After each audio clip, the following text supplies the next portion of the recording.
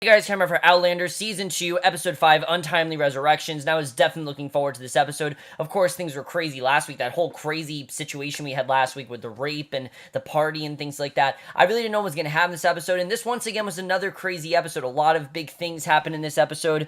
We got the return of Jack in this episode, which we'll get into, which I know you guys really want me to talk about, but things are definitely about to get really dark. I think we're really starting to see Jamie's downfall, because of course we do know what ends up happening to Jamie. But let's just get into this episode. There's a lot to talk about as usual, and I definitely really love this episode. So we start off and we see basically they're still cleaning up. Basically we see the house staff extinguishing candles, picking up dinner plates, flowers, and writing overturned furniture. Because of course that whole brawl that happened last week, we see Claire's voice comes in letting us know that everyone's been arrested, taken to the Bastille from the dinner party brawl, and Jamie included there, because basically they didn't know what to do. They just arrested everyone. Even though it was a misunderstanding, she is up and waiting for him by the window before the light changed to morning, and Jamie weirdly walks in to see her awake on the sofa with a just fallen asleep Fergus, and Jamie acknowledges Claire staying awake all night, waiting, and lovingly scoops up Fergus with a "you did well, guy guarding your mistress," and Claire and Jamie lovely kiss as he walks out of the room to go put Fergus to bed, and it's a really nice scene. I mean, you really do see the bonding between Fergus and Jamie that they really have had. I really like it, actually. It's nice stuff for Jamie. Of course, it is us getting to see what Jamie would be like as a father, which we know, of course, we'll never get to see because we know what ends up happening to Jamie,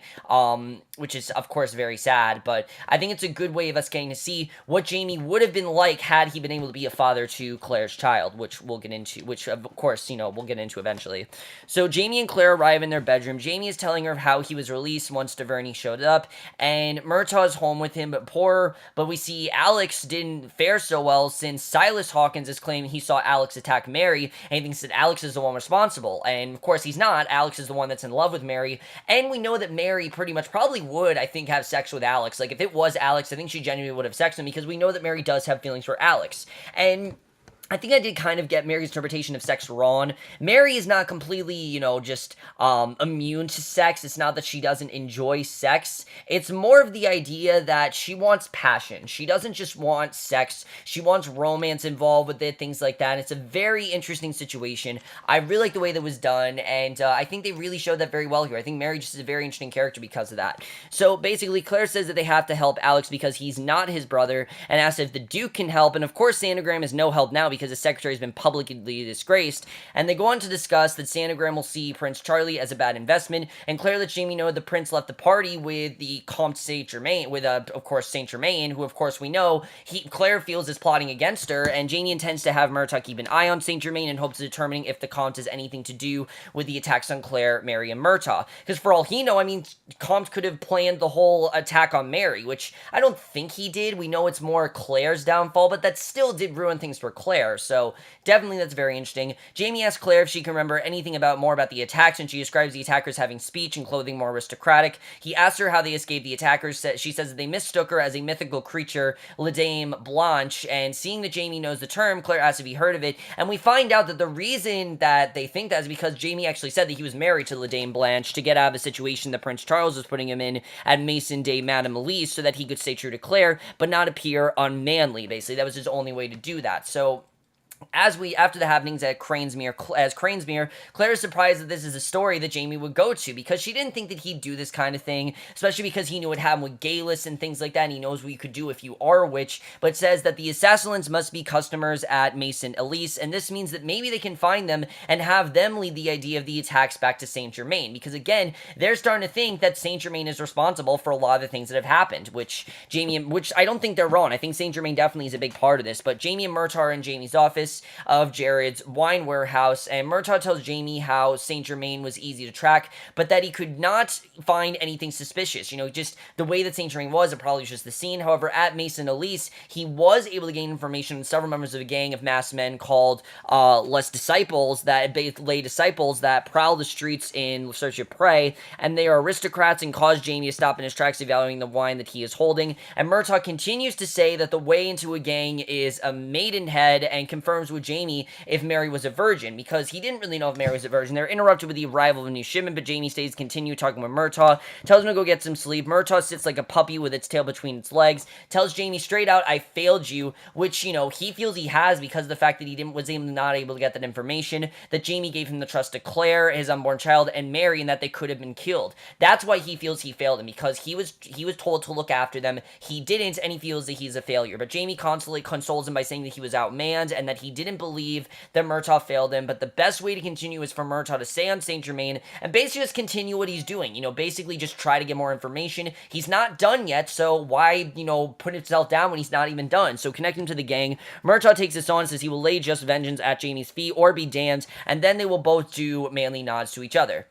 So Claire arrives at the Hawkins house, convinces Mary's aunt that she needs to give Mary a medical evaluation because she needs to make sure that Mary was in fact a virgin, that this was in fact a rape, because if it's not, then this changes everything. It changes the whole situation. There's a lot more that's going to happen. There's a lot more at stake, and if Mary wasn't a virgin, this could really change a lot of things. So Mary tells Claire that her uncle has refused to let her out of the house and wants to leave Paris as soon as she has recovered, because he realizes how dangerous Paris really is. I mean, we know how corrupted Paris is really becoming, and Mary asks Claire if she will deliver a letter that she has written explaining the attack and innocence of Alex to the authorities as the Bastille, and Claire says she will deliver it, and Mary continues to speak of her fondness for Alex, and Claire asks Mary how she is feeling, and Mary says that sadly she says ashamed, and that she didn't think she would be the same person now. So Claire consoles Mary that the best she can, tells her she shouldn't feel ashamed, and that it wasn't Mary's fault, and Claire pulls out some herbs that she brought, and after she instructs Mary how they are to be used, has to give a tiny birds and the bees conversation on why Mary will most likely not be pregnant from the man's assault on her.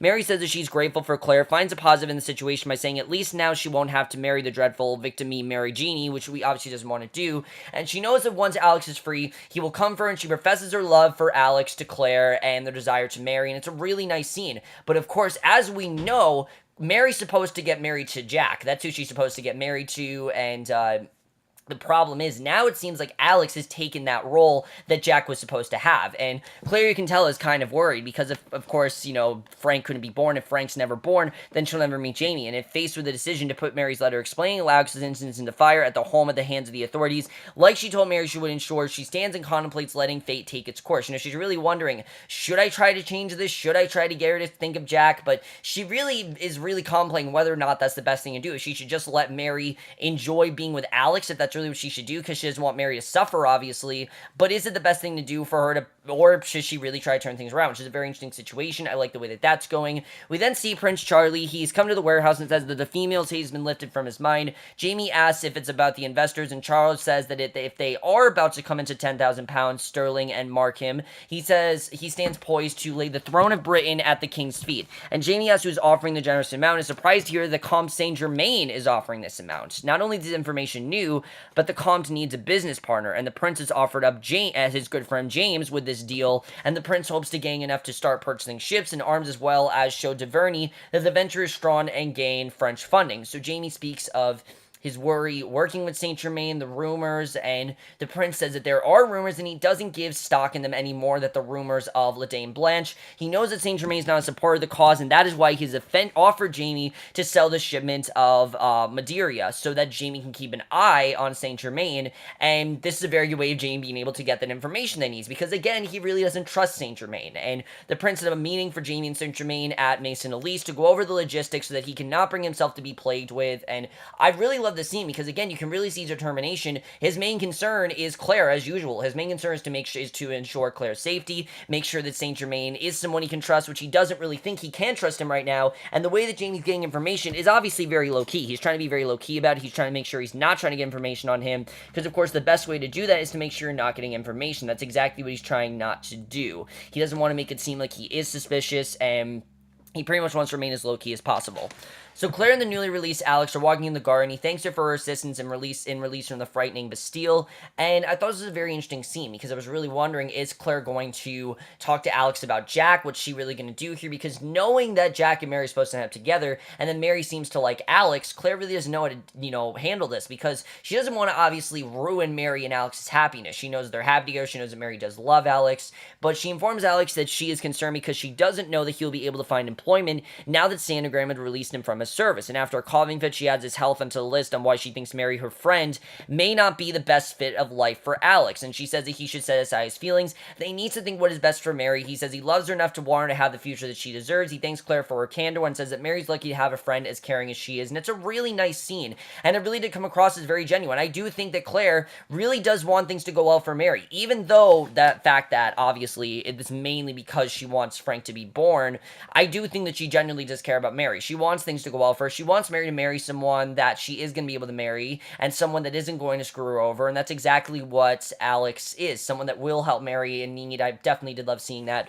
So Jamie and Saint Germain are now in Mason Elise, saying to go over the logistics of the partnership that they've been somewhat forced into. And after Madame Elise gives them both wine, Jamie starts the conversation off with directly saying that he knew neither of them really wanted to be there, so they need to get with it pretty much, because they don't really want to be there. They've basically been forced into this, and Saint Germain agreed with Jamie, saying he didn't want to be in the partnership either, that he has a great memory, remembers Claire's attempt to ruin him, and of course, we know that he's, the first thing we've heard him say that he doesn't let these things go. And Jamie retorts with, since the comp brought up Claire, he's going to clarify he knows someone poisoned her, attacked her, and raped her friend. And if he finds me responsible, he will meet with a very slow and painful death. And the comp brushes this off by saying he has no interest in Jamie's personal life and that he will control the entire shipment until Jamie has buyers in place and for Jamie not to contact him before. And just from that response, I really feel the comp is very shady. The fact that the comp is not telling Jamie anything, the fact that comp did not directly say, I had nothing to do with this, that is not what he said. He said, I'm not interested in your life. That is not, he did not say, I am not responsible for this. So that definitely does not rule out the comp in any means. You know, definitely I think the comp is still just as responsible. He's still just as shady, and I don't trust this guy whatsoever.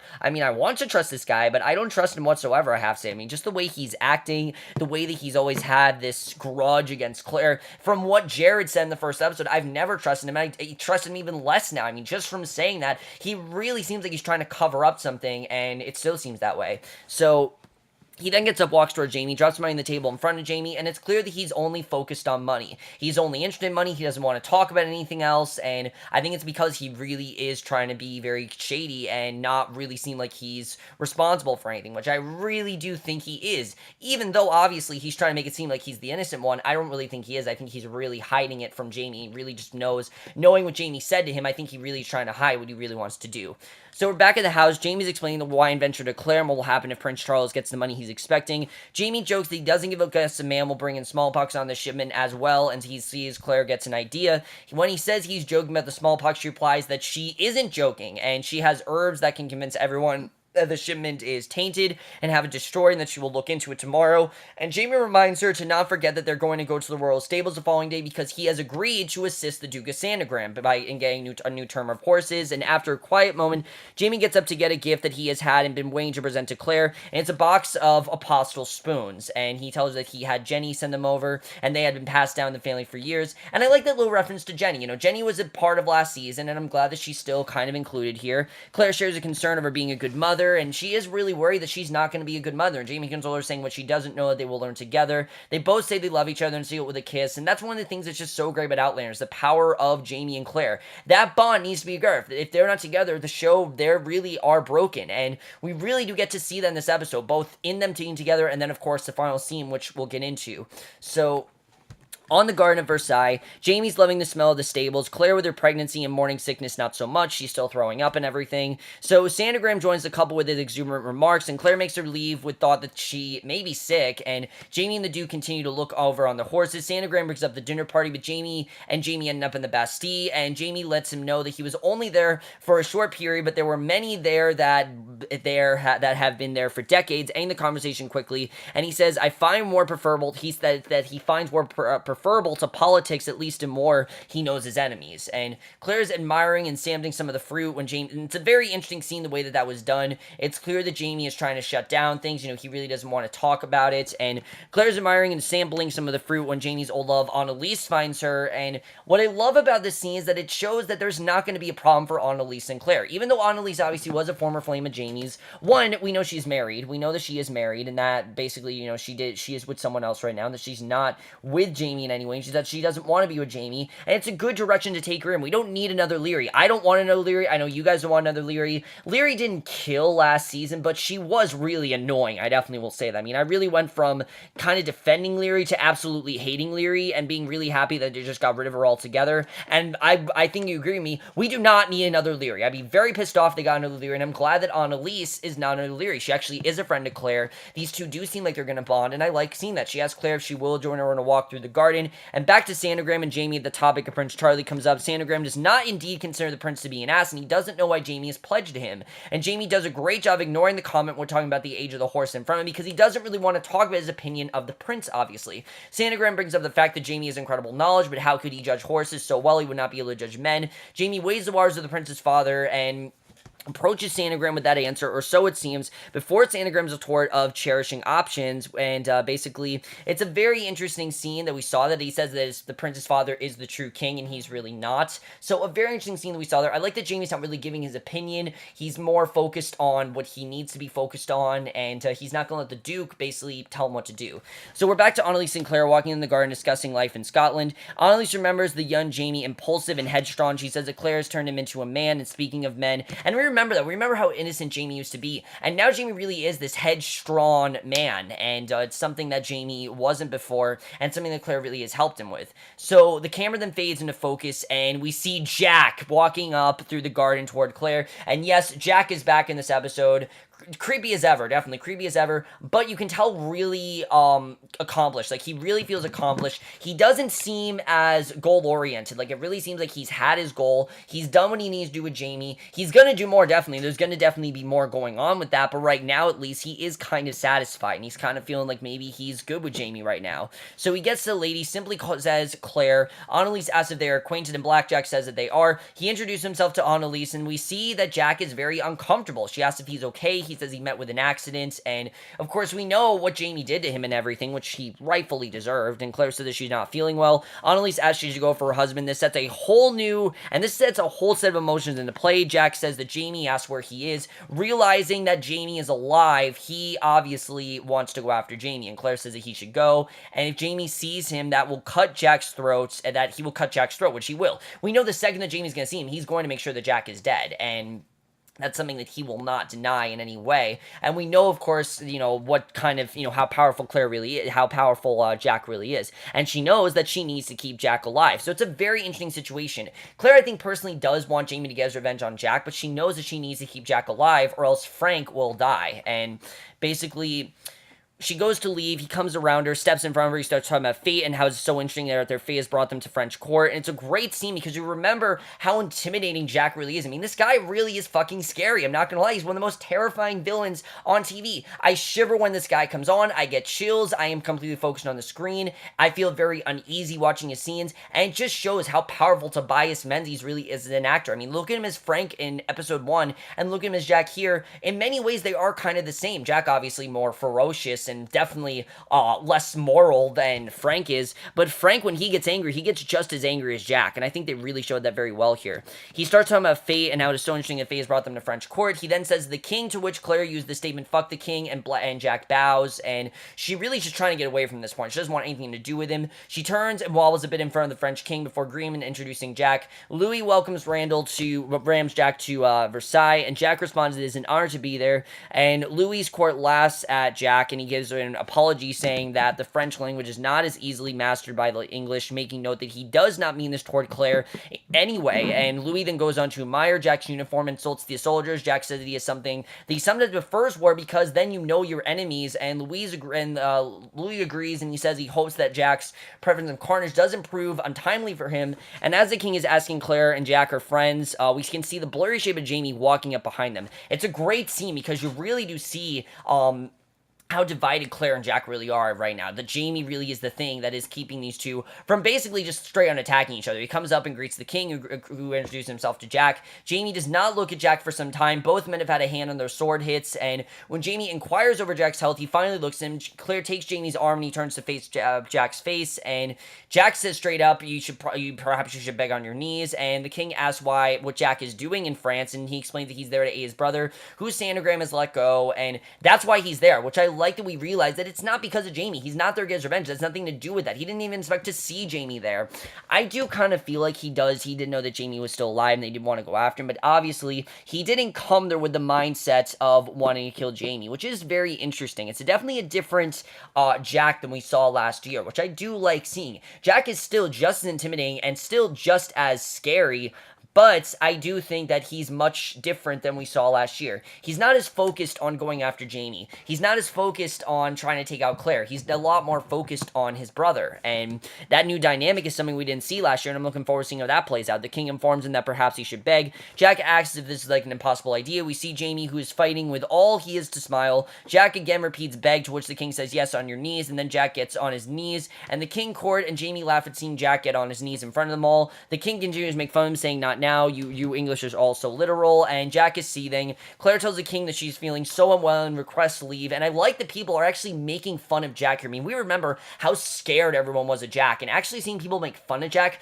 really shows how out of place Jack feels in France. And I'm not saying it makes Jack feel vulnerable, but it kind of does. It's honestly kind of scary, the fact that Jack is actually vulnerable in this situation. I mean, we see that Jack really does not fit in here, just like Claire. He does not really fit in with the etiquettes of France either, and I really do like seeing that. So Claire tells the king she's feeling unwell, requests leave, which he grants for her and Jamie. Louis then tells Jack that he can get up as it would be a shame to ruin his pretty breeches, and making himself in the court laugh as they walk away from Jack. Claire and Jamie are walking quickly away from where they have just left Jack kneeling, and when Jamie asks Claire if she's really feeling unwell, she asks if it's the baby. She replies that she is actually fine. She wanted them away. He says wait here. He quickly returns to Jack where we see them talk, and Jack puts his hand on Jamie's chest. They bow to each other. Jamie returns to Claire with a pep in his step and kilt swing, and I'm really wondering, what did they just talk about? I really was like, holy shit, what's going on here? Claire asks what happened, and Jamie tells her that he challenged Jack to a duel and that he accepted because he owed him a death. And very interesting, the fact that he literally challenged him to a duel, and we see that this uncomfortable carriage ride home with Jamie grinning and Claire very upset, not just because of the fact that obviously Jamie is in danger, she knows that, but also the fact that she knows that if Jack dies, she'll never get to see Jamie, and that whole part of her future is going to be erased, and that really changes a lot of things. And that's one of the things that really is very well done here. We see they pull up to a house. Fergus steps up to assist them out. Jamie looks at him, says it's a great day, and to fetch Murtaugh at once. Claire stays in the carriage and asks the driver to take her to the Bastille, and this is when Claire makes a decision that she probably should not have made. We see Murtaugh and Jamie are discussing the particulars of the duel and how it's going to go when Claire walks in and says that there will not be a duel, as she had Jack thrown into the Bastille, saying that it was him who attacked her, which of course he didn't, but she did this to protect them and basically Mary on the street. Murtaugh and Jamie are both taken aback, and they're obviously not happy because Jamie really wanted to take out Jack. He wanted to feel that victory that he didn't get to feel, and now he gets to, and she continues with dueling as outlawed in France, and then he will spend the rest of his life in jail if not killed. You know, basically, if he's not killed by Jack, he will end up in jail either way, and you know, no matter what happens, it really is a bad idea, and she's not going to risk that, and she says Jamie needs to think of her and the child, and Murtaugh chimes in, says that he won't get caught, he will see to it, and Claire asks Murtaugh to please leave this between her and Jamie, and we get this great scene between Jamie and Claire. Now, things have been kind of tough between these two, obviously. I mean, they are in this situation where, yes, they are together, and they do seem like they're on the same side. This is probably the first time this year where they're really not on the same side. Claire really is not okay with Jamie going after Jack. Not just because I think of what, you know, the fact that she needs to keep Jack alive. I also think she genuinely doesn't want Jamie to go after Jack because she knows the consequences that could really happen here. And I thought it was very well done the way this happened. I definitely really did enjoy that. Really, really great scene here. Really amazing stuff from both Katrina Bell and from Katrina Balfe, I think is how I pronounce her name, and from Sam Hugon in the scene. They both did a great job. They always do a great job, but this scene in general I thought was fantastic. One of my favorite scenes of the season, probably. Jamie says that Claire gave him a gift, telling him that Jack was alive, and now he's claimed the gift. She says that he can't kill now because then Frank won't be born, does drop that bomb, and she explains the family tree, and Mary Hawkins with Jack creating the ancestors that will create Frank, and if Jamie kills Jack, then Frank won't exist. And Jamie says that he thought that they were here to change the future, which they were, and he really wanted them to do that, and the argument continues over if Jamie will or will not go to kill Jack. He gives Claire an ultimatum and basically says, look, it's him or me, and of course he doesn't fully understand why she wants Jack alive. It's not because she wants Frank to live, it's because if Frank doesn't live, she'll never get to see Jamie because of Craig Nadoon, and she requests a delay of a year so that the baby can be born to Mary ensuring Frank, and then Jamie can kill Jack, that she will even help Jamie kill him. Basically, she's going to make sure that, Jack and Mary can get married and that can happen, that Frank will live, and she'll make sure that then Jamie can kill Jack. And she says that he owes her, that she has saved him more than once, and he owes her life, and he asks if she really is calling in that debt now, and he's disgusted when she says she can't make him see any reason any other way. He can't believe that she would allow him to let the man that lived in his nightmares for so long to live. He can't believe she'd actually do that. And remember, we know how much this has affected Jamie. I mean, this has affected him so much to the point where he couldn't even have sex with Claire. He couldn't even see Claire. He saw Jack all the time. Everything that Claire said, we remember how bad that was in the finale. And the fact that she's not letting him kill the one person he wants to kill, obviously he feels really upset about. Obviously this is really affecting him, but it really shows Claire's love for Jamie. She doesn't want him to do it till it's the right time. Now is not the right time to go to call a duel. And yeah, I think he should be slow about it. I understand that Jamie obviously wants immediate revenge, but that's not something that he really can get right now. It's something that's not going to end well for anyone. Immediate revenge is not the thing that he needs, and if anything that happens there, it's going to be very interesting, and definitely, it's going to be very interesting to see how this all plays out. And he pays his debt, so asks again if she is calling in her debt with the life of Jack, and she says yes. Disgusted, he walks towards her, picks up his sword and kisses it, walks over, sets its blade down against the bed. He says, a year, not 1 day more. When she reacted out to him, he sternly says, do not touch me, looks her up and down, turns to go stand by the chair, and that's where the episode ends. And we really do end with them very divided, which I thought was a very well done scene.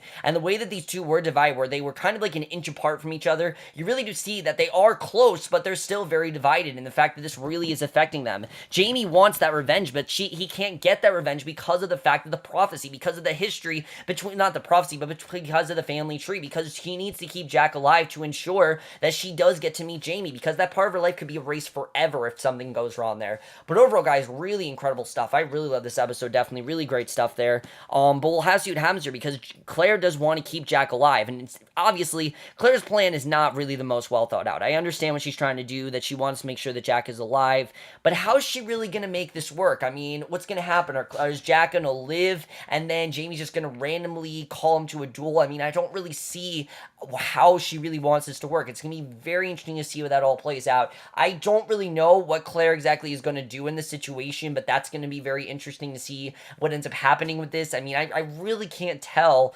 how this is all going to work, because Claire does have this plan, which Jamie clearly is telling her is not going to happen, which no, it probably isn't going to happen. I don't see this plan happening at all. It really isn't a very well thought out plan, I have to say. So really, I don't think this is a very good plan, and it really isn't going to end well for anyone, I have to say. We'll have to see what happens with that, though. As far as Jack goes, though, it really doesn't seem like he's there to get his revenge on Jamie. Obviously, it's part of his plan. He does obviously want to finish killing Jamie, but it also kind of seems like Jack did what he needed to do with him. Like, Jack already put Jamie through enough pain. He's made him suffer. Now, Jamie obviously wants to get that revenge, which Jack obviously very keenly is okay with him, winning. Very, very much does want to go to a duel with Jamie, but it's not Jack's immediate concern. It is Jamie's immediate concern, but it's not Jack's. Jack's immediate concern is to look over his brother, and that's something that we didn't really see, and I like that Jack, like I said, isn't as well respected here. People aren't as scared of Jack. In fact, they don't even see Jack really as a threat, which is very interesting. And you even see here in France, even though Jack, I think, is just very intimidating because we know what Jack has done in the past, here he is a lot more vulnerable, and that's the scary part of this, is that Jack really is vulnerable. I don't really see him as intimidating as he once was last year, which is interesting. I mean, obviously I get those vibes from me because I just do when Jack comes on my TV screen, but here, I just didn't see him as intimidating, which is very interesting. I love the way that was played out. Really good scene, definitely. And then as far as this whole situation with Mary, obviously, Mary likes Alex. How is this really going to play out? I mean, she's telling Alex that Mary might not be the right fit for him. But how does Mary react to this? I mean, Mary obviously does want to be with Alex. I think that they are probably going to get married. She wants him to get married, but how is she going to let Mary know that Jack really is the one that she should be with? I'm not really sure that's going to play out. We'll have to see what happens with that. That's going to be very interesting. I like the way that Jamie's trying to get this information out of Saint Germain. I don't really know if it's going to work, if he's going to get that information out of the Comte. Obviously, the Comte, he has his plan for Claire. I know definitely there's something going on there. I can't exactly tell you what his plan is, but he definitely has a plan, and we'll have to see what happens with that, but that's going to be very interesting. And then as far as the Duke goes, clearly he wants information on the prince, which Jamie does not want to give him, so that's going to be interesting to see how that plays out. And I like this dynamic, like I said, between Annalise and Claire. I like these two aren't complete enemies. I like they're actually trying to be civil to each other. But overall, guys, amazing episode. Really great stuff as usual. I've been loving this season. You guys know that. Let me know if you guys saw this episode, to your thoughts on it. We'll see you guys in my next video, which will be for Awkward, and we'll see you guys for that. Okay, bye.